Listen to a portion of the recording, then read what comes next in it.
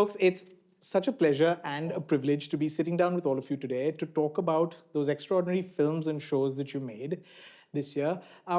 They were respite, they were food for thought, they were cathartic, and in some cases, they were an escape for all of us.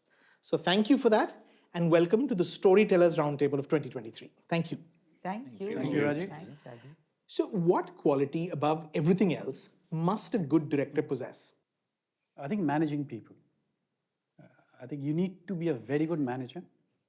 You need to create a very good atmosphere for whichever faculty you're working with, so they feel good about giving you their best. Right. You know, I think that it's extremely important. You know how to handle your people. I mean that.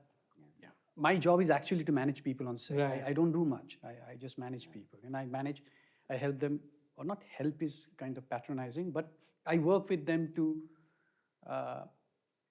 get their best, right? Yeah, Whoever, any department. and that's my job. That's my responsibility, actually. I think that's about 80% of the job in any case, I think. I would also add I think the other one is maybe having focus and a clarity of what you set out to do before you started the film, before you started the show or a film.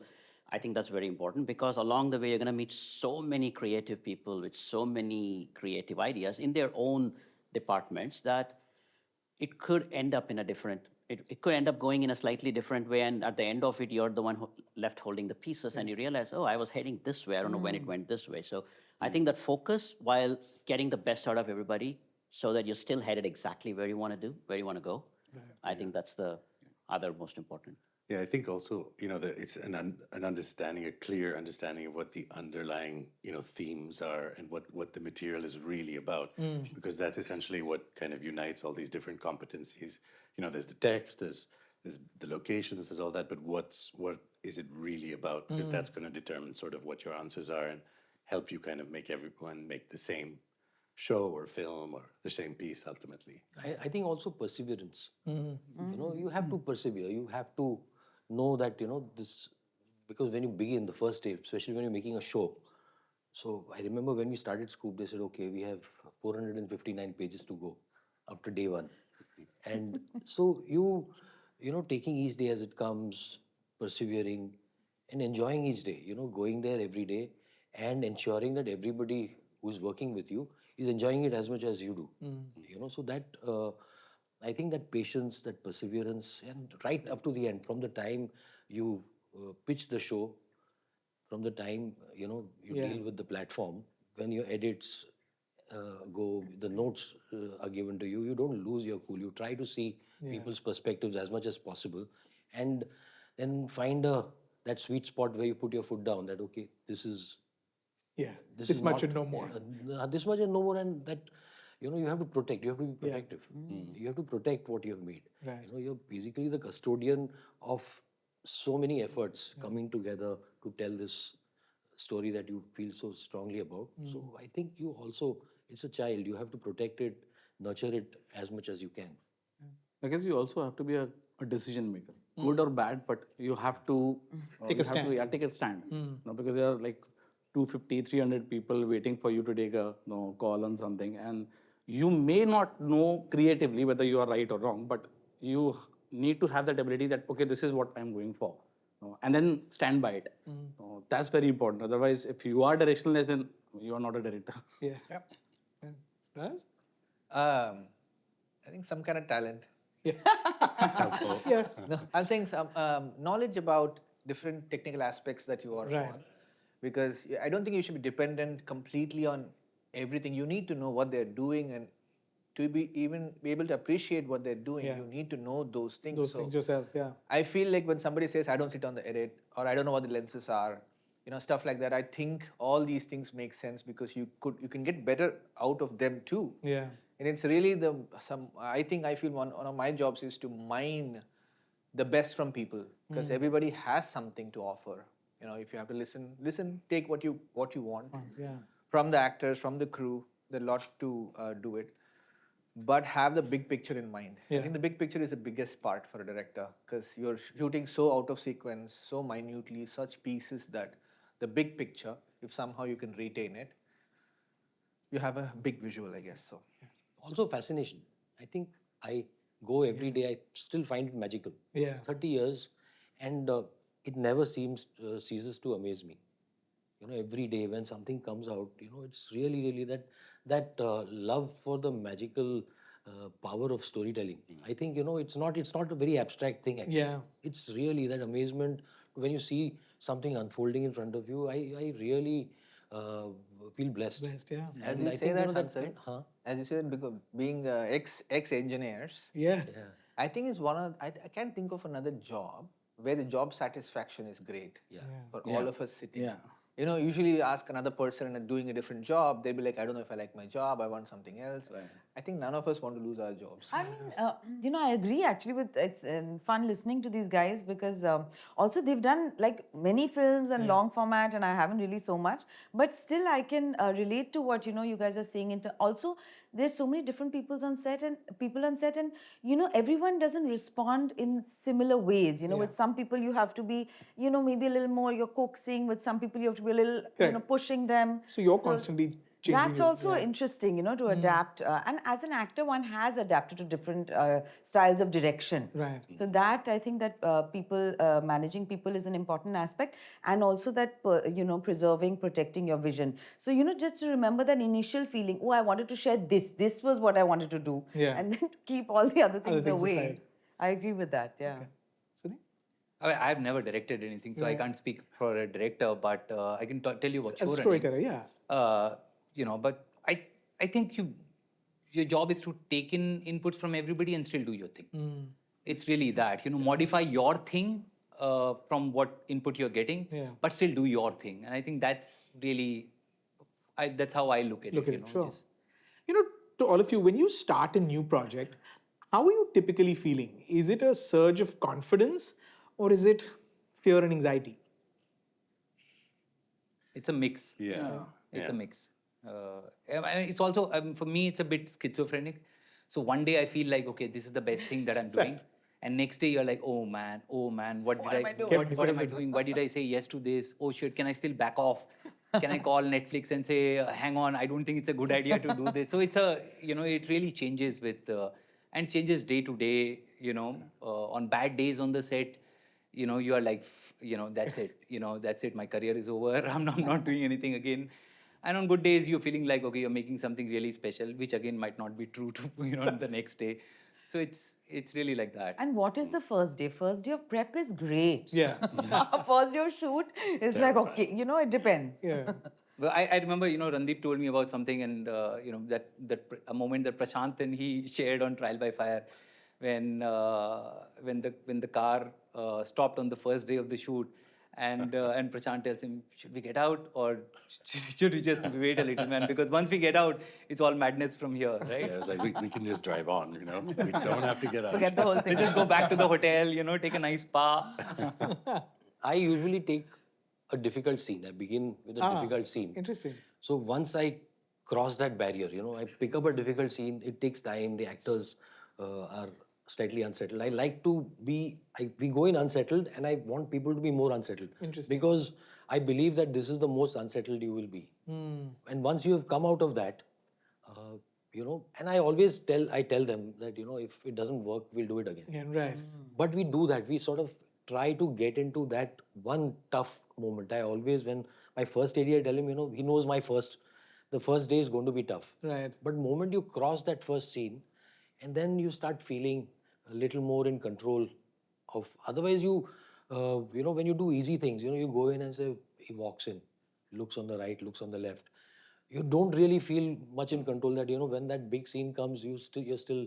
So it's a method that I've picked up. So everything, the cameraman, everybody's sort of trying to get the most out of that one scene. Right. Day one always begins with a lot of excitement for everyone. But yeah, that's a new project. Let's do this and we'll rock.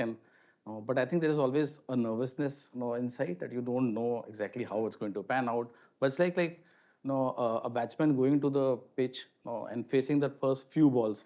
And once you have kind of got used to the pace and bounce, then you know that okay, you can hang in there. So it's just about those first few scenes, as Noza was saying that. Then you kind of calm down. Not and then World you know Cup, that, okay, got it. not the World Cup finals. Not the World Cup finals, yeah. But I mean, if we had the budgets, I'm sure all of us would love to reshoot day one. Because that's the feeling I always have. Like, okay, it wasn't bad, but I wish I could reshoot It's it. a man. cheat I do. Yeah. Yeah, that's what you were saying. It's a cheat in my schedule. I always have that extra day. This is good to know. You know, and- it is because I'll tell you what actors say, and I'm sure you know this. I speak to actors and they say it always takes them at least a few days to find that character. It always takes them a few days. So, do directors have the same luxury? Yeah, and if you're working with a new crew, and even if you're working with the same crew, like nobody's in sync really in the beginning. You don't know how long things are going to take.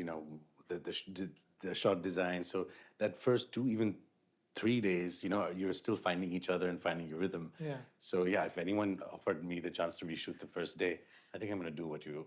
I always do that. So Throw them in the deep budget- end. No, and you also budget. Right. You budget for that extra. I budget for 2 extra days. वो budget होता है sir, वो इधर-उधर चला जाता है. At the end of it, you're like, some screw up or the other is taken. I anyway don't get enough money. So वो उतने में ही हो जाता है. You know this. Does anyone here get it? Yeah, I was going to say. I think that's. I don't think anyone's anybody going can say to. I don't we think got anyone's good going to budgets. say. Yeah, not even Raj and DK. Yeah, It's not even always Raj and DK. it's always 15% less than what we wanted. Like, you start there and we're like, oh no, we have to cut this very down. greedy. So, You no, but never. Sorry, carry on. I don't know what I was saying.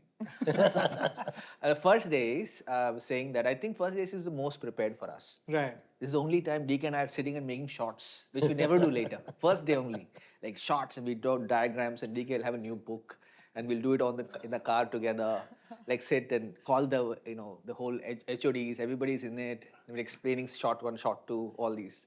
And we have these rules. We print it and put it in front of the monitor. So we put times for each shot. So you're hitting it, and yeah, like it lasts for about 2 or 3 hours. It's fascinating, you It know. lasts for like half a day. By lunch, nobody knows. By what lunch, to do. nobody's fascinating. nobody's Well with the prepared sheet. for this. It's fascinating to have 2 It's just directors. it's an indie mentality. You know, 2 directors working together. yeah. After Abbas Mastan, there's Raj and DK. No, I think that's what it is. 2 people doing it Well, together. it's fascinating, you know, how you guys manage to work together. 21 years now. Yeah. 15, I thought. Oh, 21. Yeah, sure. We know each other for a while. right. Shorts and all, yeah, sure. Yeah. Depending on where we're counting. Yeah. Like it'll be 15 years in the industry next year. Wow. Yeah, depending on where we first held hands. Yeah. Yeah. But yeah, I also noticed that we lately, it's not something consciously we did, but now I realize in the last 3 shows that we've done, the first day or the first set of days, day 1, day 2, day 3, day 4, if it's a sequence, we have happened to have chosen the most difficult thing to shoot. I don't know why we did that. Engineers. We picked for this one that we were shooting last series, which was Citadel, India. The first 4 days were an intense action sequence. Oh, yeah. I think that gets it out of the way. When you start like that, it's all an easy ride from there Literally on. throw them in the deep end. Yeah. Sometimes you don't have a choice, Yeah, like it's in- location. In Bora, I remember. Choice, I was going to say, Yeah. because of actor dates, location, Right, then you're like, right. you have to shoot this on the first day. Because Okay. the show was called Cora, we needed fog, and we started shooting like at the fag end of February, fag end of the winter, and so we started with, the first 4 days of the shoot was the 2 days of like the opening sequence and the climax. So we shot the opening sequence, we shot the climax, then shot the rest of the show, which is like I wouldn't advise it because when you're shooting the climax, you're like, is it okay? I don't know, man. I don't know what the rest of the show is like, But yeah, okay. But it was you know. great. Yeah, but it was great. Yeah, let's move on. I love But you know what? You should never decide that I'm not going to do this right at the beginning, because that's exactly what you'll end up doing. Every time I've said I will not shoot the climax in the beginning, every time I had to shoot the climax in the beginning, even done including Janeja. Some kind of Murphy's Law. You've done that? You shot climax at the Yeah, beginning? man, that's the most worst thing you can do to yourself. yeah. And You tell everybody knows But I who the tell you, killer is. First days are first days are always the most shittiest day, the most scariest day, and you have no clue what you're doing. And we used to shoot bricks, right? And one day we were shooting, and the first day of the thing, and Sir was on set, and he was giving his first shot, and his mic was on. And we were all shooting bricks, right? And Amitji was there, and Amitji sort of murmuring to him, "Sorry, yaar, ye pehla din hai. Kitna saal ho gaya, abhi bhi mujhe itna nervous lagta hai." So we realized we are not the only one. Right. Here he is. So from that day, it was so much better. Okay. I think it happens to everyone across the Yeah. world. Yeah. That's true. I thought we'd set some context. So I want to start. I want to ask each of you, what idea above everything else? What was that one overarching thought, or that one overarching reason that you wanted to tell this particular story? Who's going first? So what's the question? I think it's instinct, Rajeev. I don't know. It's like falling in love. Why do you fall in love? I don't know. I suppose I'm asking what was it that you wanted to what got you interested in telling this particular story at first go? For me, Yeah. see, when I read that book, for me it was an amazing love story. That's it. I always wanted to do a King Kong. So for me, this was King Kong. And that's it. I mean, nothing beyond this. Well, that's an interesting one. For me, it's survival. So when I signed Scoop, I had no work. So I read the book. I said, okay, I can, you sort of imagine yourself You were on set coming off doing scam. Yeah. No, scam happened right? Okay. later. Okay. I signed this before that, and I was really out of work. So when the producers called me, said we have this book. I read the first 4 pages. I said this character is interesting. I had read about her. I said I think I can do this, but sign on quickly so that I get some money. Right. We were in the middle. The pandemic had That's just as good begun. a reason as any. And so sometimes you sort of push yourself into these things, and then you make it you make it your own. Your own, yeah. So I've learned to sort of over the years own things after you have to find a reason. So sometimes it's the story, and you do all these films for the love of it, but always I find some reason, and most of the times it's survival. I need money. Right. So it starts with that, and then slowly you start getting it starts becoming part of your being. Sometimes when you're not really into it, the project just falls through. Right. The cracks start appearing, and it just falls through. So yeah. it's 30 years have taught me that say no less.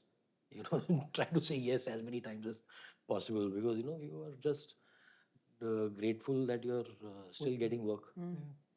Yeah, I mean, for me, it was, it was the judicial system essentially, and like how broken it is, and just how hopeless things are in a sense. In this one story that was kind of inspiring in terms of how you just refuse to back down. But from a kind of creative perspective, the material just didn't present any opportunity in a way, because there was no conclusion. Yeah. The case was going on forever. There was no kind of victory. There was no end. It was sprawling. The cases were complex. So I just sort of got into it and was like, okay, how would one tell this story? And it sort of forced us to do things in a very different way, to kind of, okay, you can't show your antagonist. There is no ending. The main obstacle is like stagnation in the judicial system. So can you make a series out of this? Yeah.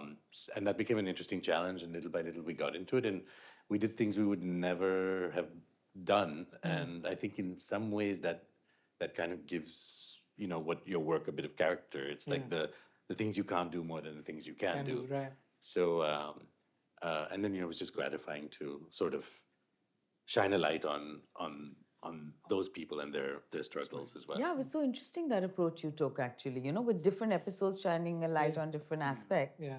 Yeah, and it was a tough, because it's still ongoing, and even as we were shooting, it was like the judgments were changing. They were in, they were out, they were in, they were out. So And how did you decide what the ending should be? we didn't really. So look, the Because thing. it changed. I mean, Yeah. So the thing is, like her victory. they were arrested and then they were released. They were and all this released. happened while you were still in production. While we're still in production and while we're shooting, and then they were charged with tampering of evidence, which right. is a major thing. But essentially, we realized very quickly that the victory or the climax or the big thing is that the family refused to back down. So the victory was not accepting defeat. Right. So we knew that was sort of the structure, and we wanted to end with that last image of someone just going to court, not heroic or anything, but just showing up every day, and a normal person showing up, and Yeah, and so that was it. But we didn't know that until the very end. And also the incident you showed at the end, We showed that, which was a great decision. Yeah. I we thought. showed at the end because we thought that once you know everyone, if you spend time Yes, with them, because you have the Then you context, follow that, yeah. so it's more meaningful. For me, I think it was just the idea that the story, the world is going to be set in Andaman Nicobar Islands. It just got me excited. Oh, this is a place which a lot of Indians also don't even know that, okay, Andaman Nicobar Island is part of India. No. And the thought that it will have like a survival drama set in the islands. Why is it called Kala Pani? Because the context that we had, and if people are stuck there, there's no way they can get out of that place. Just this whole world and the setting got us very excited. How lovely. And also something which we haven't done before. So we knew that it's going to be very challenging. We'll have to push ourselves a lot to make this show. But yeah, we are up for it. Nice. I think it's a very brave, Yeah. very, very brave show in the times that we are in. Yeah. Yeah. And it's saying so much about the world we are living in. Yeah. It makes so many comments. And, when people ask me that, censorship, does it bother you? Are you restricted? I tell them that, your expression you need to find a way to express yourself. It's not necessarily, look at Iranian cinema, look at, some of these brave things, the shows that these guys have made. Yeah. You're saying so much. Right. Even in Scoop, I mean, we managed to, say things that people thought would never happen. Yeah. Yeah. But we managed. I think it's more about intent and how you sort of find your voice. You voice what you feel without really intending to sensationalize things. Right. Interesting. Rajdik. We had to get out of the shadow of the family man. Yeah. Otherwise, you're always compared with that work, and then you can never get to make anything else. You're stuck in the same genre. Everybody wanted another family man, so it's hard. We were just hoping that Farzi would work, so that we could have 2 successful shows that I could now start making anything else I want. Even Farzi was off, very different from the family man. So for Guns and Gulabs was just a freewheeling. Yeah. No holds barred, fun ride. Nostalgia trip. We thought we earned it, after being working so hard on this. So we just wanted just a fun, pulpy show that doesn't exist in the whole whatever landscape. And as audience, we love watching all kinds of cinema, right? So as filmmakers, we promised ourselves that we're going to make movies in all genres, and doesn't matter. Be flexible, like do what you like. So Guns and Gulabs was You should release your final episode with a little bit of editing as a film. as a film, no? Yeah. It deserves a feature, a theatrical feature. You should do it. Do a limited theatrical release. Netflix, do it. Yeah, why not? It'll be fun. Netflix should be listening. Yeah, that's right. Yeah. Did you have a Guns and Gulabs is also for us, like you said, it's a freewheeling, fun, where we can express ourselves in many, many different ways. You don't have to be held back by the certain rules of the genre itself, right? So it's loud. There is this larger than life villains and everything. In a lot of ways, it's a throwback to us for our earlier works. Like we made 99, which was a fun film for us, crime comedy and crisscrossing twists and turns. And Short in the City was again multiple stories impacting each other. So for us, it was a throwback to that, saying this one show where we're gonna have fun, we're gonna have people with 7 lives. And people who get shot and they get up and come back. Yeah, we were like, and the retro element, people are gonna be like, in your face, Bollywood. just exciting. It was very exciting when we put all this together, especially in the Family Man. Everything was subtle and organic, right? Even the camera, everything was very point of view, very dirty, organic, earthy. Music was minimal. We didn't want to dramatize. There are no slow motions. Yeah. There is none of that in the Family Man. It's as real as we can do, running on the roads and stuff. This is widescreen, anamorphic lenses, big, larger than life, fanfare music coming in. So good fun to do something like that. You need to do that to get it out of your system. Right. Yeah, and music, right? All of us love the music from that era, and we wanted to have a lot of music in it. We got some in, but there's always a budgetary constraint, so you just can't get all the songs you want. They ask for a lot of money also for. It's too much these days. A lot of money. Yeah. That the old Some music- regulation should come there. Otherwise, Yeah. Really crazy. Every time you go asking for music, it gets more and more expensive. Exactly. It almost looks like you can score two original Original songs. songs of in your that own much, yeah. By the time you pay for one song from the 80s. Still, you can't it's so difficult to recreate that. Yeah. You know, those songs have that magic. True. Kankana? In Last Stories, what happened is that I was on the lookout for finding something to do with Last, and I heard this story, the seed of the story. I heard a friend telling at a dinner party, and I just loved the reactions to it. You know, where this lady had come home and her bai was in her bed, and the reactions were pretty. Oh my God, and, disgusting and whatever. And I just found it so interesting because it's nice to, in your story provide the context. That's what I was saying. That, there's a bald fact, and then you look at the fact with context. It changes everything. It gives meaning. Yeah. So I enjoyed that process. And how can we make it different? So you can, in a way, start the film as an Ishita, who's the employer, Right. and then kind of inhabit the world of Seema as well. Right. Interesting. Very beautifully done. Yeah. Because I was hoping it was a dinner story, somebody said. And somebody said, you know what, let me show the real person in it. Let me show a different perspective to it. Yeah, it was fun. Thank you. Sudeep? So I mean, I actually didn't want to do Kora first off when it came to me because I was just coming off Patal Lok, and I didn't want to do another investigative right. drama, But I spent time mentoring these guys, on the script Kunjit and Diggy, and I realized that in tonality there was something very different to it was something very different to Yeah. Patal Lok, and it was possible to sort of I could do a slow burn with this one. I could really drill down into relationships with this one, which in Patal Lok, because of the nature of it, Yeah. I mean, it was really a macro look at things. We wanted to go sort of slightly deeper, and when that insight kind of came to me, that it's really not a show about another murder. It's really a show about relationships. Yeah. When that insight came to me, I was like, okay, now I'm in. Right. And the other reason really was I had never showrun something not originated by me, and for me it was just came as a challenge because I never thought I'm going to do it. I always maintained that no, I'll have to come up with the idea and Yeah. come up with the with the basic thing, but then I took it up as a challenge that can I pull it off? It was more of that really. It was a kind of a Sort of challenge unto oneself. Yeah. Did you find that detachment helpful in a sense, like versus when you create something of your own and like was there? No, actually, you spend enough time on something, it becomes your own.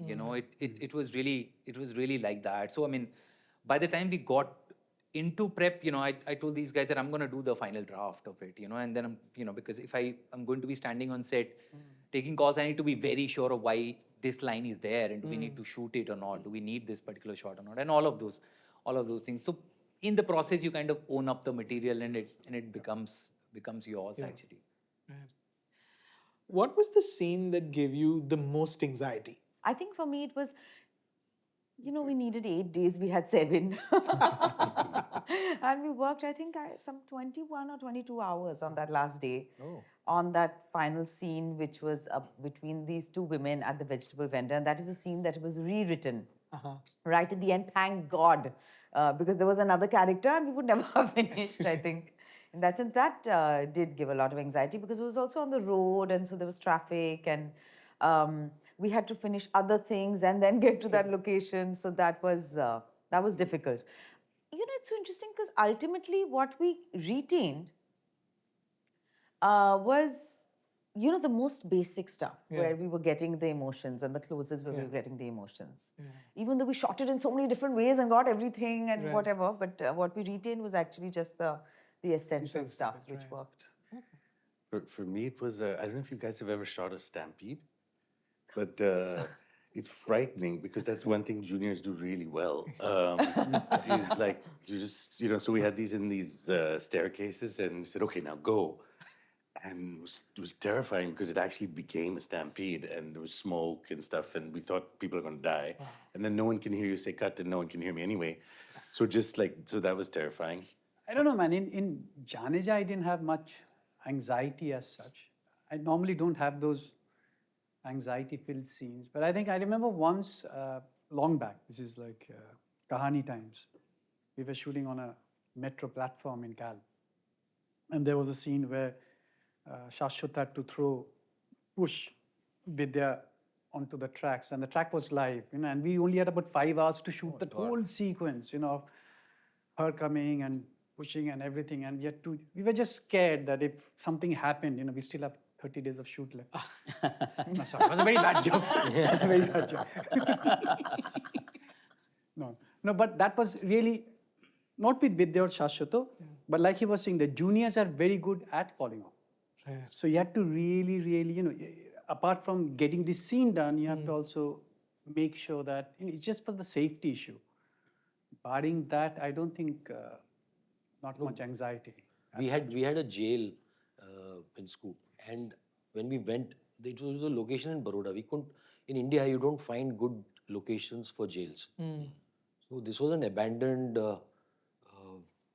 old court which had become 30 years back. There used to be classical music performances there, and it was in shambles.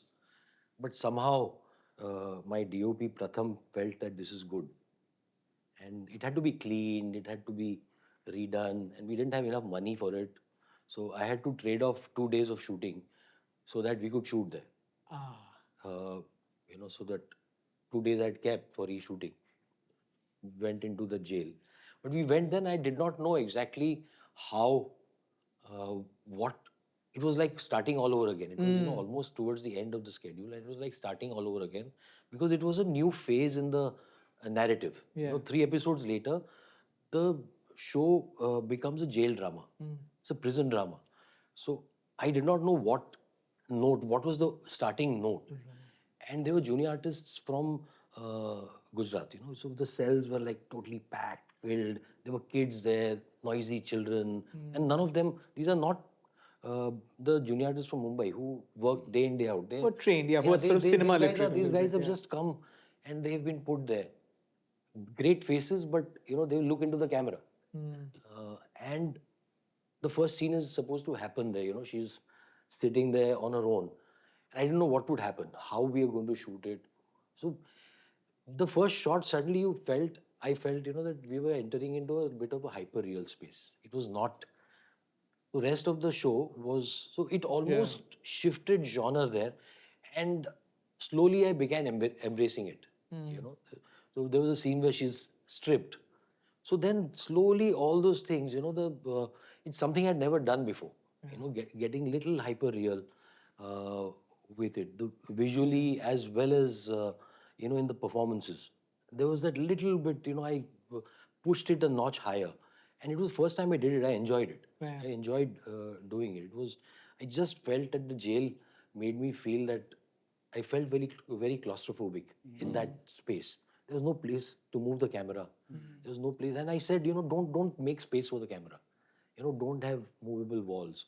Let the camera also get, constrained and yet let it feel exaggerated. Nice. So it was difficult because I've never, I'm at ease, when it's the family, like the Gujarati family, for me is the easiest. I do that every day over thepla. But this was tough. I was anxious even after I edited it. So this is, suddenly it feels like this is a different me. But it's nice to explore yourself. So on Kalapani, like we had a lot of big sequences. I wasn't that anxious or nervous about those sequences. I was actually more nervous about a very emotional scene that happens in episode 3 where the husband and wife, they have an interaction and you know that the wife is going to die. And it's a very, very emotional scene. And that scene was also very important because it kind of switches the tone of the show. Till then it was all the setup that it's a disease that's spreading and there's chaos. But from there onwards, it becomes like an emotional journey of all the characters. And I knew that we had to get it right for the audience also to feel for these characters. So that scene had to come right. And these things, they can be very easy also because you can get the actors only to emote once. I mean, they can't like cry out repeatedly. But at the same time, it also becomes challenging if we don't get it right at one time, then it start becoming fake. So that was a very, very interesting and a very difficult scene, but it came out well. Again, on edit also, when I saw it, for the first time, I also cried. The second time I kind of lost objectivity, and then when you put the BGM, and nah, it's not working. Yeah. Then after a long time, when I saw it again, nah, I'm crying again. I think it's working, it's landing. So yeah, that was a very tricky Some scene. silly things give you anxiety, like Bombada, Roshanji. We cast him, and his death is on a motorbike. He said, I can't ride a bike. I said, shit. We never asked him that. And we can't change his death scene. Yeah, this happens. So Pawai, he is supposed to ride the bike, and so he came 3 days earlier to practice, and so he was riding like this, Bombada, superstar, like this, very anxious. He's trying his best to be comfortable. So it took a lot of time. I mean, light. The DOP says, we have half an hour. Half an hour. This guy is going to take to get onto the bike. I think that's the biggest anxiety we have on set. Is Suraj ja raha hai, Suraj ja raha hai. Suraj ja raha hai, Suraj ja raha hai. Lighting. I mean, that's the biggest anxiety on set. Yeah. No, but that is something you get used to also now. I think. Yeah. Her rose every other day set पे होता है. Yeah. Correct. Rather than a specific scene, I'll tell you what kind of scenes that are most anxiety inducing, at least for us. Yeah. And I'm sure a lot of people will also feel that is there are some scenes that are written on paper that are already very good. Yeah. And when you know you have good actors, you just have to go, you do your job, and it's probably turn out to be a good scene, like a face-off scene or a conversational scene or a dramatic scene between actors, and you know it'll come out good.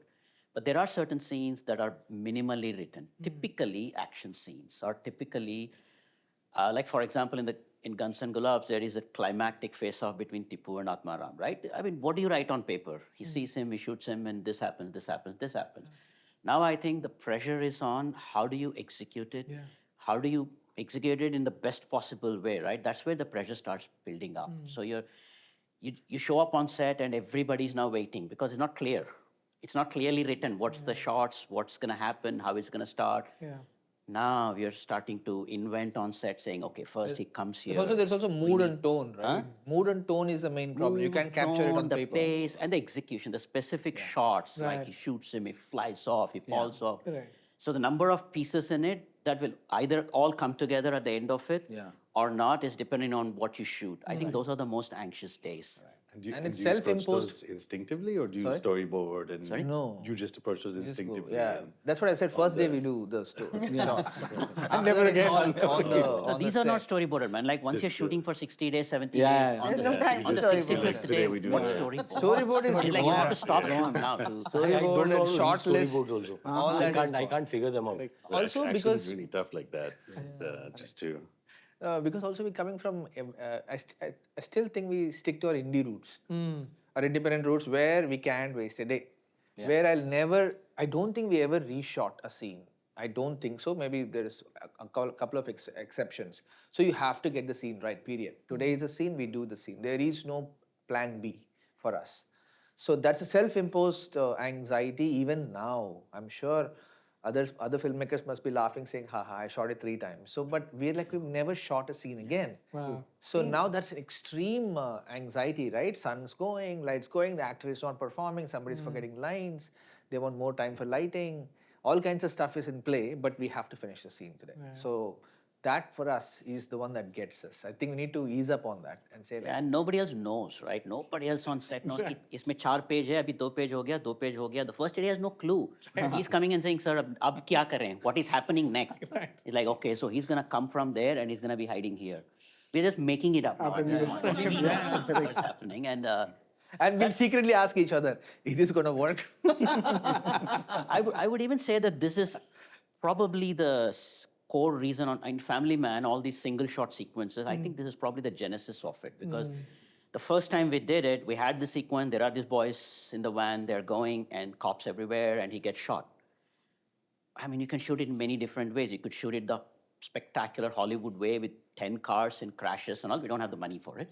So we're not going to do any of that. So how do we make this most engaging, most interesting? And that's where I think we said, you know what, let's not leave the car. Let's stay with them. Let's do it as a single shot. And it kind of became a motif of the show, but that's where it kind of started as well. Saying, how do you execute it in a way that makes it unique and special? Single shots are usually very tricky because I mean you don't want to end up like doing a jump cuts in the end. Exactly. On the edit, it's not holding up and it's not. And sometimes single shot is also a trick. I remember in Shahid we had a riot sequence and the action director came and said, 4 days. I said, that 4 days, I have money, that all the money I have for the film will be over in 4 days. So I said, how do I tell him? You know, I don't want him to feel that I'm compromising. So I went to him, Master ji, इसको ना single shot में करना है. ये single shot में करना है, तो आप rehearse करो बहुत. I'll give you time. So बोला आधा दिन चाहिए rehearsal का. तो ऐसे आधा दिन ले लो. So in 2 hours, the sequence was done. But we had hidden cameras everywhere. So he said कि sir ये तो आपने बहुत cameras के साथ shoot किया. ये single shot कैसे हुआ? I said आप नहीं तो 4 दिन लेने वाले थे. तो मैंने 4 कैमरा लगा दिए. And 4 Canon 5Ds hiding everywhere and shooting. Like but it was live. They were putting things on fire. Live. action, People were set on fire. So it was all happening live. Sometimes being indie pushes you to be more creative. The lack of resources is actually so empowering. Because it's creatively very empowering. Imagine if they said you have unlimited budget. We'll never finish it. Finish it, yeah. And you'll I think you'll make some real terrible stuff. I think, Your instincts work better when you are under pressure. When you have time constraint, or you think better. You think Should we clear. be saying all of this aloud? No, but even with that, they're done. We're not going to change. It's not going to Nothing is going to change. It's not like they were going to It will get less. It's never I too think much. it was the action climax of the show in the sort of the beginning of the 6th episode when Karundi goes to rescue Balbir from this place. We had something on paper which we went into prep with, but sometimes you have to get into prep and you finish it and you're like, no, it's not flowing for me, it's not working for me, this whole setup. And we actually did the scout, found those locations, and there's something which was not sitting right with me. And then so I take opinions of most of the team when they read a script, no matter who that person is. So one of the I think the production controller, she read it, and I asked her, so what did you think? And she said it's great, but I thought that thing was shit. And I was like, even she gets it, and there is something wrong with it. I just knew it. So then, it just, we sort of rewrote it, and then found that one location just before the shoot. Until that time, I was not sure, because it's not stuff you've bounced off, gotten feedback on. It was a biggish sequence, like a 5-day or a 4-day kind of a sequence. But then you sort of go by hunch that, okay, and something tells me this is better, it's gonna work. So that it gave me a lot of anxiety. Let's talk about casting. Tell me, did any of you have to really fight to get the actors you wanted? No. I mean, surprisingly, no. And given that, I wasn't working with any big stars or something, but that's one thing I would, I felt really supported at. Sure. They went by my choices. All of these guys were my first choices. And there was never a like, no, you can't work with. Yeah. You can't work with him, or a term that I absolutely hate is cast up. I hate it. I mean, every time I walk out of, like, I zone out of those meetings when every time someone says, let's cast up. I don't know what that means, So thankfully there was none of casting up for this. No, but I also mean, fight in terms of scheduling that just didn't allow you to get the actor that you wanted. I mean, did you have to struggle to get? So it was, the struggle was to really find those actors, because we had a lot of, we wanted to really cast from Punjab and find a lot of those actors. So, we had the casting director go to Punjab, spend a couple of months there, like travel to villages, go to theaters, do all of that stuff and find those people which we have not seen. Like my brief was that I do not want Bombay faces, because you get tired of them. It's the same set of audition, left profile, right profile. You really get tired of, watching that. So we wanted those faces, we wanted those characters, and that was the struggle, in kind of, getting to them. But once you see that, audition, you're like, okay, great. This is what we really wanted. Now, speaking of struggle with actors, like in Guns N' Gulabs, Gulshan Devaya almost did not do the show multiple times. It's like there's some reason or the other. He's like, oh, sir, I'm excited, let's do it. And then suddenly something happens, and like my other show, the dates are clashing all over, so I want to do that. and I've already committed. I already shot half of it, so I have to do that. I can't do this. So we move things around, change things around, eventually get him to do it. Then he's like, "But sir, I played villain roles too much. I don't want to play a villain role." I'm like, "Dude, this is not a villain role. Right. This is one of a kind role. Yeah. You'll be happy you played it." So the number of times that he almost didn't do it, but eventually ended up doing it, I'm sure he's very happy now Yeah, that he did yeah. it, is, It's hard to right imagine there, that was anyone a else big in that challenge. part. We had to change the schedule around so much during the third wave of COVID. Our challenge was mainly that, the third wave. Yeah. And actually, the biggest challenge for Guns and Gulabs was shooting in that bubble. There is no way you can do a bubble. Bubble is just a random name you use, that's all. Everybody was ready to catch COVID, and everybody caught COVID. So we had two people for the job, two directors, Yeah. Starting with the two top. DOPs, two art directors. So we had backups. So Mukesh Chabra and me, matlab, have always tried to, be subversive. Find, and luckily Netflix supported that most of the time. When they didn't, we had to cheat. But like Karishma was, I saw her audition. There were many auditions. They were fantastic actors. Somehow I felt Karishma was correct. She came with no pretense. And I told Netflix, and they were on board. For me, casting is, Yeah. more than 70% of my You're job. right, it's crucial, yeah. Correct casting. Casting all these people is amazing. Like Harman, he was like the own that breakout of the part. show. Yeah. And he was surprised with himself. He gifted me this watch. He was so happy. Anyone else? Did you have struggles? Not struggles, but I mean, the thing is, because of the pandemic, we had a very short period of time and dates and everything. It's really tough when you sort of get a green light and then you're supposed to cast a show very quickly, all of a sudden. But I think, in the case of, with Rajeev, for example, she, she hadn't done a lead. But Netflix was very supportive. And I think what really worked is that she just killed it in the audition. Yeah. She very kindly did an audition, and we taped it. It was all through Zoom. Everything was through Zoom. And it was so compelling and so powerful that I think that just sort of settled everything. But that was obviously the one where everybody was like, who are you going to cast? And the one where possibly they, you would need to cast up, as you say. But the audition itself was so compelling that everybody was on board straight away. So.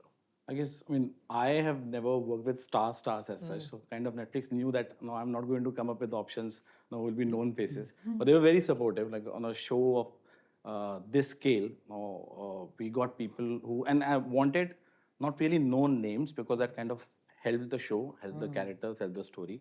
And they were very supportive. They kind of let us do it our way. But we did got Ashutosh Gowarikar. Yeah. Casting up, I think discussions have happened in every show, every film.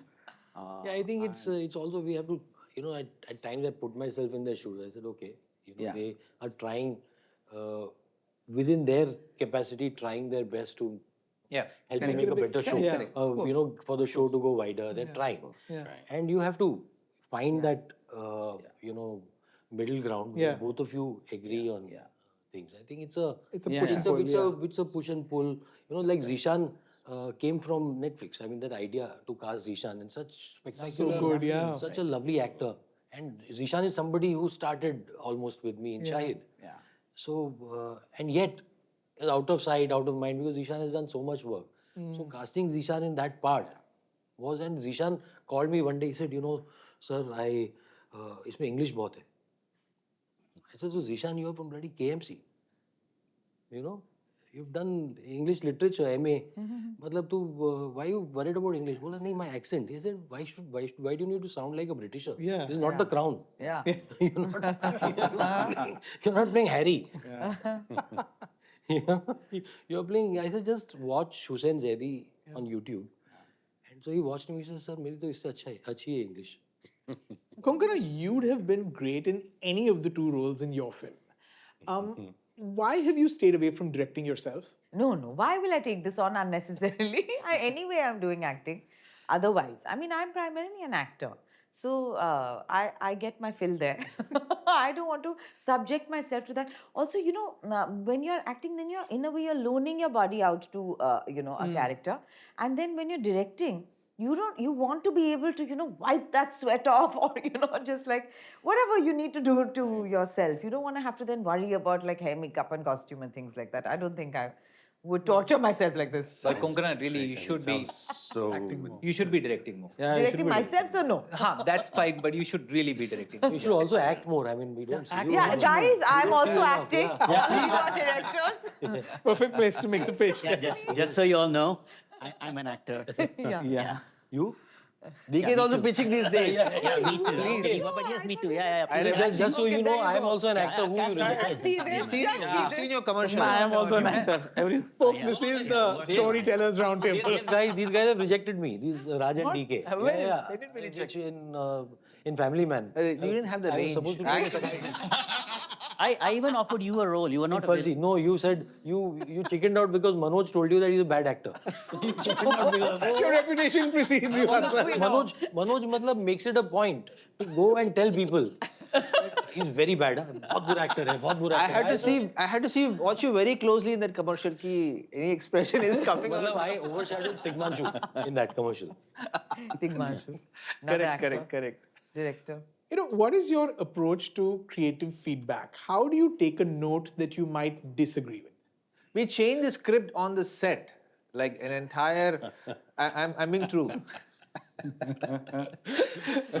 We got an idea in Dehradun as we were shooting that, hey, let's add a chase sequence here, because there was a funny chase idea of Tipu running back in his bike, and so that wasn't in the script. He just goes to look for Atmaram, and then he heads back. But we really felt there should be something exciting there, so we came up with a hilarious action sequence. It was not in the script. So Tanya called and said, "You shooting action?" I said, "Yeah." "What about, where is the budget?" I said, "Don't worry, we'll figure it out." And so we actually shot it for like 3 days. Easy. Yeah, we shot for like 3 days, a proper action sequence that was not in the budget, not in the script. And yeah. No, but it's good sometimes, because that's OTT also gives you the space to experiment, I feel. So that was us actually trying to do more than what was there. Right. We did that earlier in The Family Man also. But we tend to push it, and usually the platforms and Netflix has been quite supportive in that, by the way. Yeah. So I mean, this is not so much about Netflix. I don't want you all to be restricted by that. But how do you take notes? I think you have to look for the note behind the notes.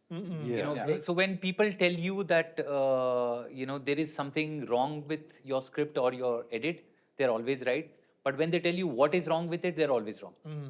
Because you have to find that out. It's really about that. So when they tell me, they're having some problem with, say, the third episode mein kuch ho raha hai, wo gadbad hai, maybe it's the first episode which is a problem. Maybe you need to fix that, and then everything falls into place. So you really look for those discomforted issues, like, okay, what is it that's bothering them?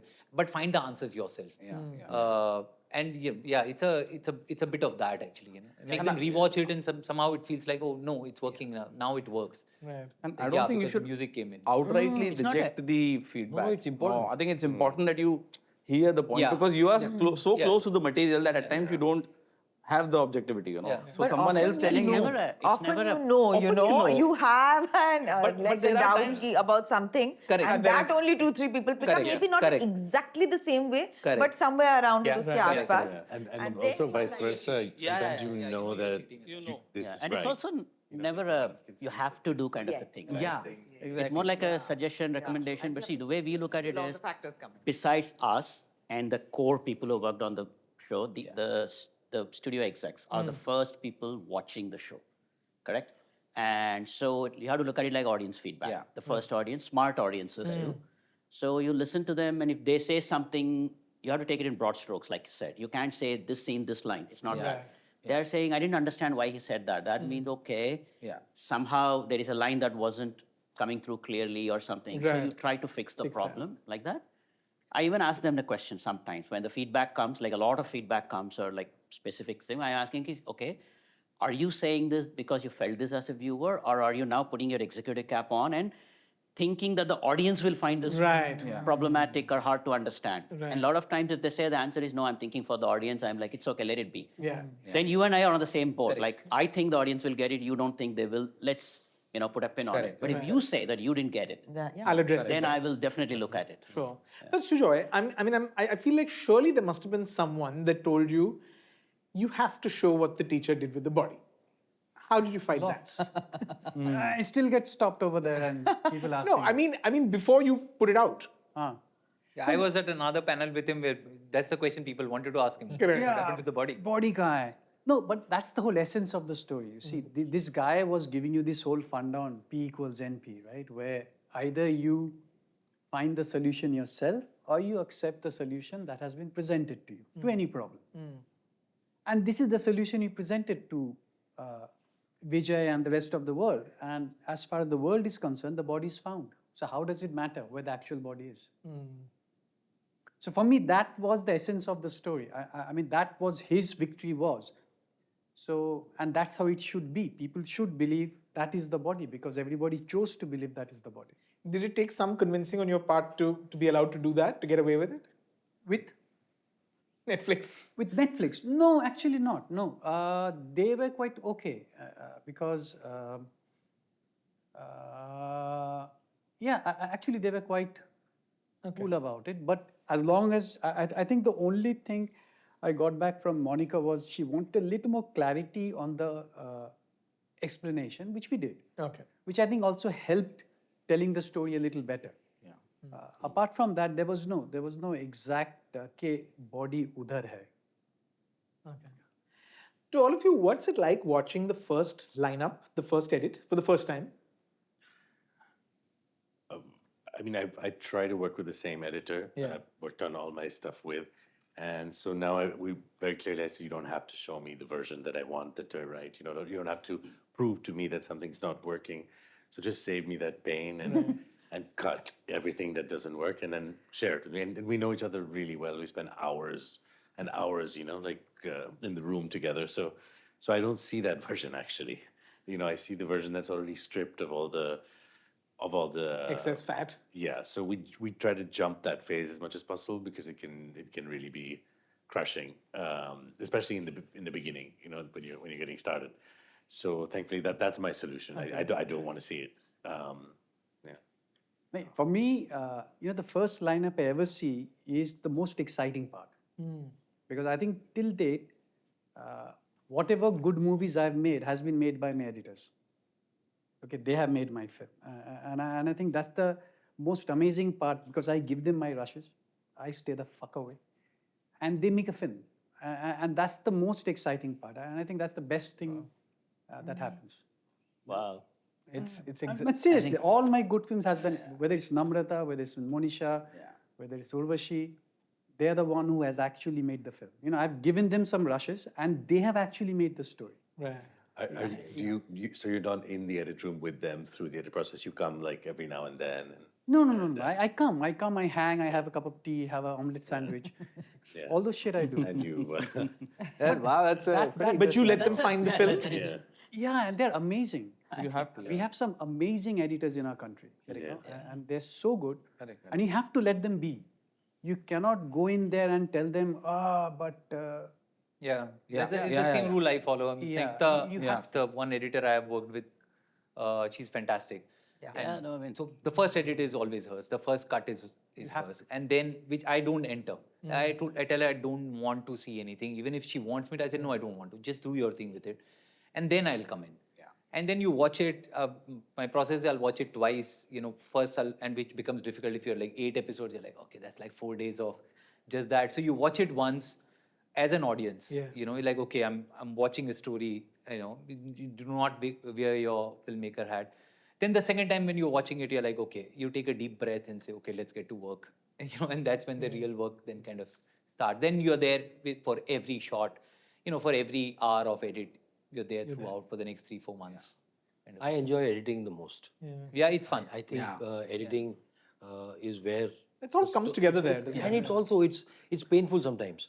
You're seeing things that have not gone the way you intended. The editor has seen a scene very differently from you. Right. So you sort of it's very organic. It's a beautiful rewriting. process. It's rewriting. It's rewriting. It's a beautiful process. And I've since the pandemic happened, I discovered cloud computing, and I haven't been to my edit. I met my editor last night. I met him after a year. Wow. At the awards, and we had a drink together. So he's a young boy. I think he's not even 30, Amitesh, and he argues a lot with me. He argues a lot, and all the argument is on chat. Like there are comments. It's it's a application called Frame.io. So where we upload, and I send a lot of I swear a lot on it. This is fucked up. Look at that performance. Which take have you used? So there's a lot of back and forth there. And his replies, sir, that take was not good. He has very cryptic replies. So, but it's a process. By the time it reaches Netflix, we are at a stage where we also feel convinced. It's important to fight constantly. The editing process is where you can be a bit lazy. That I've written it this way and keep it this way. I mean that is the worst thing you can do. Correct. The greatest disservice you can do to your own story, to your own material. I mean, they're actually creators. They're not technical people. They're not operators. They're I mean, you writers. can't tell them that, oh, put a cut here. That's the worst thing, When you're sitting with the editor and tell them, yeah, this is the place where I want the cut. I mean, that's his job. He knows it best. I started my career as an editor. So I had directors, very senior directors, who used to hit me on the shoulder. I used to get hurt at times. Tak. Idhar. Sorry, yaar, don't hit me. I'll cut. Ye kadhe pe mat maro. It's a very interesting to listen to everybody's perspectives, but we are one of our first films. We didn't like the edit. We tried our best to sit with the editor, and he wasn't doing what we wanted. It was a very slow moving thing when it's not supposed to be drama. It was Who was the comedy. editor? I can't name him, but you can figure it out. But he was actually the editor of an Oscar-winning drama. Oh, There you go. He was also editing our indie film. So we tried our best to get in sync, and it just didn't work. So we went and bought a machine and put it in DK's room, and we started re-editing the whole film. Wow. So we both taught ourselves, and we knew by then, but we taught ourselves more, and we said thank you, and we edited the whole film, and that's our cut. We didn't put our names there, but so what? Like I said, we went back to the fact that we taught ourselves all the aspects of filmmaking so that we're not dependent on anybody. That's indie filmmaking, right? So that works. So it's been going on, so we give very minute edits, by the way. The opposite We'll of tell you that. where to cut. Yes, that's his job to cut. I'll But even- if it is not what you want, you have to tell him. correct. Add 3 more frames. and then Eventually, cut. that's what happens. We even do we download files and we have it with us. So I even go back in QuickTime 1, 2, 3, 4, 5 and say 5 frames, please cut. So it is that precise. But we have a great editor now, Sumit, who's been editing from The Family Man to Guns and Gulabs. So he's in sync. He's every time winning awards and stuff. But he's in sync with us. Now we know it comes out nice. We know the first cut itself is great. He knows that I want music already. I want sound already. So they put everything in. And otherwise, DK used to say, you don't watch first cut. Because I'll see the first cut and say, we're fucked. Yeah. Yeah. Not happening. Midnight calls, DK will be like, no. I say yeah, I think it's bad. This is the worst thing we have done. And so I'm banned That's from always the watching. feeling. Right? Watching the first cut is always dreadful. Not because the editor is bad. He's good. Yeah. He's worked with us so much. But the thing is, when we're shooting also, we're kind of thinking of the edit in our mind, right? So we already have a preconceived idea of how the edit should be. And if when the editor's cut comes, it's probably a little different. yeah. Maybe not the best take has been used, or maybe not the best way to start a scene. Yeah. Sometimes he's done better than what we anticipated. Great, I'll take it. Yeah. But it's always the problems you focus on, right? Right. Yeah. So you're like, oh my God, oh shit, you used You this fixate on shot. that one little- Yeah, yeah, use yeah. this shot. Oh, no, it's terrible. Oh, that expression, no, bad. So by the end of it, you're focusing on the little 50 things that are bad and not focusing on the 500 things that are good. Right. So you're like, okay, this is not good. Don't show to anybody. Let me give my feedback. After that only, it's like. So I think we're being a bit. Yeah. I'm snobbish very here nervous towards before editors. seeing the first cut. No, I mean, it's I'm just- very nervous. No, but when I start seeing it, then I think by the end of it, it's a mixed bag of emotions because I know that certain things which I thought were working on set, okay, they are not working. No, we'll have to somehow make it work. But then certain things which were I thought kind of not working on set, they have come together really well. And that happens a lot of times. That on set you were not too sure, but on the edit when you look at it, you said, no, it's flowing well. So I guess by the end of first cut, you know that you have some things right, you have some things wrong, and then now we can come together. And I think first, feel better after Yeah. watching because my editor, I mean, she's great, but she hates everything. It's just that she hates everything, right? So every day it's like, this is shit. What are you guys shooting? This is so you walk in thinking, oh man, like I don't know what we have done. I don't know kya dekhne wale. And then you watch it like it's not that bad. Yaar. It's like I don't know, I don't like it. It's like okay, we'll fix it. But it's only a step up from there. right. You know it. I know. Yeah, I really enjoy. I mean, of course, the first time it's I think nerve-wracking because I'm so new in any case to the whole thing. So you're like, oh shit, I didn't take the shots. I don't have the shots, and that happened. The similar thing happened on my first film in Death in the Gunch. I think the first editor and I we didn't really quite gel at all, and also I'm editing while I'm writing. Right. Also, I have so in that sense, and luckily, but I found two editors who I was very much in sync with. Really enjoyed the discussions in the room with them, just as so enjoyable because you are also rethinking what are you meaning to say, how is it coming across and all of that. It's great fun, but I'm also very involved. I also want no, we can't. We have to cut it earlier or whatever. Don't show me so much or whatever it is, and they've been very kind. I have to say. To all of you, what was that time in your career when you felt like you were taking your biggest risk? Biggest risk? Biggest risk. Twice for us. I mean, many times actually. Every film is a risk.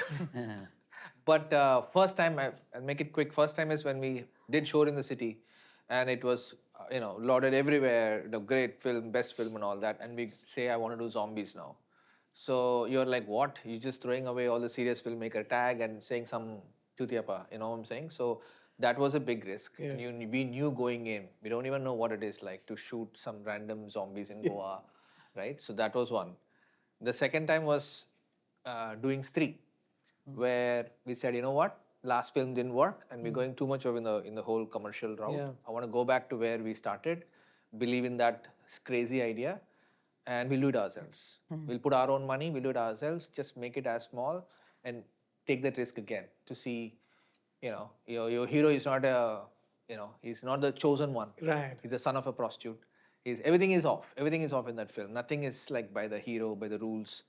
And there's horror and comedy. Usually you don't see them together. So again, we took that saying that after. So you usually go the other way, I think. I mean, what work you see and try and redo that. So hopefully you'll get a hit. But this was more in uncharted territory, saying, you know what, let's just go to something that we really believed in, make that. And the third time we took was to do a series. We had to put 2 films aside. Right. And said, I don't want to do films because it's okay. I want to do this new format that's really exciting. And everybody seems to be watching series, including us. The last time anybody asks you, what should I watch on TV? It's invariably a series recommendation versus a film. So wanted to do that. So we put away a couple of films to do The Family Man. Took a whole year to write it, figure out your own, how to write it. You don't know how to write a series, right? You have to do it on your own. So yeah, I think all these were the biggest. Yeah, and also the number of series also, right? I mean, once we did Family Man, next thing is to quickly start doing that. But we decided to do another series in an entirely different genre, because I guess somehow that's what we're programmed. It's like we've never done a sequel for a film before, till now, only, now. So we're doing all these series before we come back to do the sequels, season 2s of those. For me, the biggest risk is being safe. Yeah. The moment you feel that you're safe means there's something wrong. And you've got the biggest star possible. The story is like sure shot. Those are for me, taking those risks. There's a line in Scam, risk hai to isk hai. And I think Rajkumar Rao was a risk at that time, perceived as a risk. Manoj Bajpayee as an old man was perceived as a risk. Pratik Gandhi was perceived as a risk. Karishma Tanna was a risk. And I think all those risks have, just given me, it's very, very corny when I say it, but it's like, whenever I've not taken a risk, I've made a Simran. So I hope to break that jinx also, Right. So when like with Karina, I've sort of subverted what Karina has been doing. So unless you do that, I find it very boring to land up on a set and feel that it's all very safe. I have a lot of money. I've got big stars. This is like this big commercial film. None of that actually works. Yeah, I agree with that. I think that the risk part of it is sort of intrinsic to what we do. It's like if you come on set or if you're writing something and you don't feel like there's a risk to it, somehow it doesn't feel right. Doesn't edge. Yeah, there's got to be something that can't. Otherwise, also, what's the point in a sense? That means you're repeating yourself or you're doing something that's. I think that I actually look for that part, and if it's missing, then I feel like maybe I'm not pushing myself hard enough or yeah. I think for me, it would be the time when we made Permanent Roommates, which was kind of probably India's first web series. So before that, we were making sketches, and it was the first time we were exploring long form. And that time in India also, people didn't have the concept you of guys series. are the OG. You're the OG long form So guys. we were very nervous whether people will accept this on YouTube, like putting out a 40-minute episode. Will people watch it? So there was a lot of nervousness there. But yeah, it worked. Again, it was just that we were trying to do something different. The same happened with Kala Pani because again, very different from what we had done before. So yeah. Go. I feel I don't know what was risky. Everything is risky, as you were saying, but I think the story itself, like in Last Stories, was very risky. It felt risky. It felt like too scandalous, and it felt like too. I don't know. I mean, because I've never done work like that as an actor, so it felt risky, but just went with it. Clearly paid off. Resonated. Me? I think, I don't know if it's a risk. I think the biggest thing for me was Kahani. Everybody kind of dissuaded me at that point of time. A pregnant woman running around in Calcutta, what are you thinking? And I think that probably was the biggest step of my career, especially coming out of a mega flop, 2 mega flops, and then embarking to the extent nobody believed in the film, nobody gave me money to make the film. But that was good, that I think what Hansel was saying, if you don't believe in something, then what's the point? So yeah, I think that's the biggest risk I ever took in terms of making Kahani. It's worth it. Yeah. I've actually never felt like I'm taking a risk with anything that I'm doing. It's like you're telling a story. Risk is someone else's. And really, your job is to convince them to give you the money. Apart from writing and making something good, your other job is to convince them to give you the money. So the risk is theirs. I mean, I want to tell this story. At best I'll fail at telling this story well enough, and that's the risk, and that risk is there every time. But like, I mean, I'm not plotting my career saying, I'm going to go from here to there. You do what you feel like doing next, and hoping Scam that it 1992 works. was a big risk when we made it, and because it was financial, there was jargon. Pretty dry, Very supposedly dry, and rejected by all the platforms. No platform was willing to buy it. The same thing. There is response. So we felt almost in May, like 3 months before the release, we felt that life has come to an end. But history, there was a new platform. Somebody who just said, we don't have enough shows. Give us this, and things changed for everyone. Shows sort of spoke for itself. Yeah. Yeah. Okay. I thought we'd end by asking you if you could have dinner with another filmmaker, another storyteller, living or dead, who would that be? What would you ask him or her? Living or dead? Huh? Said living or dead? Yeah, living or dead. Lots I of would say- filmmakers, yeah. So, Yeah, I would first ask how much talking to a dead man. How much? Very bad joke. I would say Stanley Kubrick in the dead ones. In the living ones, I would say Paul Thomas Anderson. And what would I ask them? I mean, how do you do? How did you Would you do? what you did? How did you make all these fantastic films one after the other? And, kind of pick their brains on that.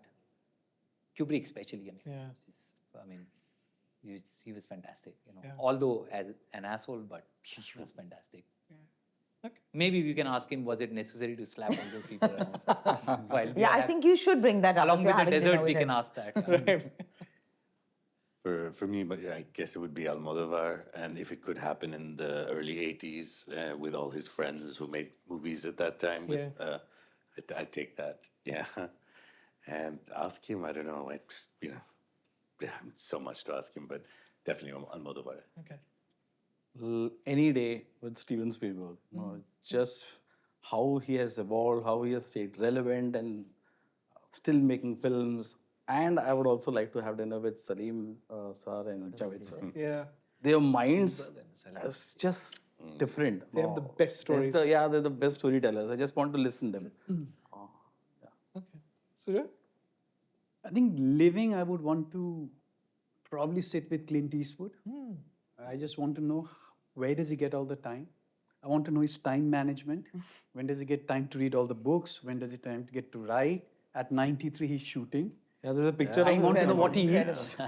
So I really want to know everything about Clint Eastwood. Huh? A raw steak is probably what he eats. Jovial, You'll I'm probably waiting. end up speaking more about old age than filmmaking. Done. I want to shoot at 93. So that's one. I think dead probably, obviously, Ray. Yeah. I just need to know how he told those stories, man. That's all I need to know. Okay. And those two. No, you didn't mean that pick one dead, No, one alive, right? no, I You meant- just I meant- you yeah. can pick anybody in the world. Yeah. It could be living. I or just not. Don't Sure. leave that No, dead no, also I'm- imaginary because see, We're you're not just saying having a round dinner, table, you're not sequel. having dinner with Clint Eastwood, right? No. So neither are you with Hitchcock, so it doesn't matter. Dead or alive. So Raj, TK? I don't know, man. Lots of filmmakers. There are so many filmmakers that have inspired us over the years, and it'll be great if I can pick one per one day of the week. But I don't know. Right now, maybe Christopher Nolan. Just to, I don't even know if there's a question to ask. More like just hear him speak for an hour. Right. Yeah, just see what he has to say and just hear his thoughts out. I think. Yeah. Yeah, no, I don't have a specific list. I think I like to listen to any filmmaker because, see, we've never been to a set till we finish the third film. So I've never seen anybody else's set. Yeah. I've never seen anybody else's writing process. So we don't know how others work. Still, I haven't been not enough sets. I don't know. I'm always curious when somebody comes from another set. I'll ask him, how was it? What do they do? How many takes do they take? How do they shoot? What do they discuss? How do they have shot division? Yeah. I do ask all these things, even if I would sit with Hansel, anybody here. If once we start talking, that's what I want to know. No, sure. Because I've never been through that process. So for me, any filmmaker's process is fascinating, and there's always something to learn. Because I'm always looking for tips and those hacks as to how do you write, what do you think, where do you take it from. Is there an easier way to do it? Yeah, anything helps. I love reading those books. More than filmmaking books, I like to read when these people talk about their process. Right. The writers and the directors, and they I talk like their about it. interviews or like their. So those are interesting for me because it's nice to learn. There's constant learning at the end of it. So yeah. Okay. Answer? Or Coco? I would go with Truffaut because that's one of my favorite filmmakers, and I would just like to shadow him for a day, and see how he works and why he took the decisions that he did. And also, I would say Satyajit Ray because he's also feels so from my world, Yeah. and just so tantalizingly close but so far. So I would also love to have dinner with him. We will. Dinner for three. Troika, yeah. My favorite guy is John Woo. I'd like to spend time with John Woo. John Woo? Yeah, Arre I wah. love John Woo. I'm like a huge fan. I just saw a recent interview, and in the New Yorker, about what he wants to do. There's about a film called Red Cliff that he made. Yeah. And I'm fascinated. There's so much artistry in what he does, and yet it's all very pleasing, crowd pleasing. There's action, there's all those things. I'm really fascinated by, I keep revisiting his old films. Nice. So John Woo, I want to spend time with Wonkar Bhai. These are people I really feel like spending time with Ritik Ghatak.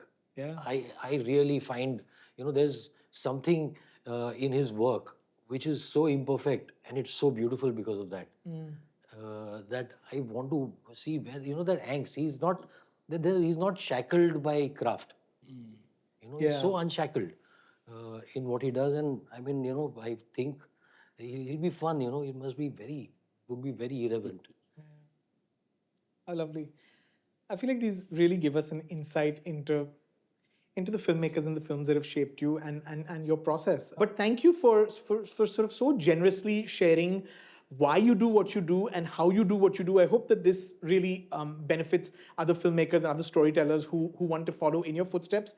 Thank you for the incredible stories that you told this year. I feel like it was a little bit of an imbalance this year. We only have one woman at the table, and I know that there'll be more in future. But thank you so much. Looking forward to all the other work that you're going to do. Thank you for really sharing, opening your heart and sort of allowing us into your process. Thank you, and looking forward to everything that you do next. Thank you. Thanks for having us. Thank you.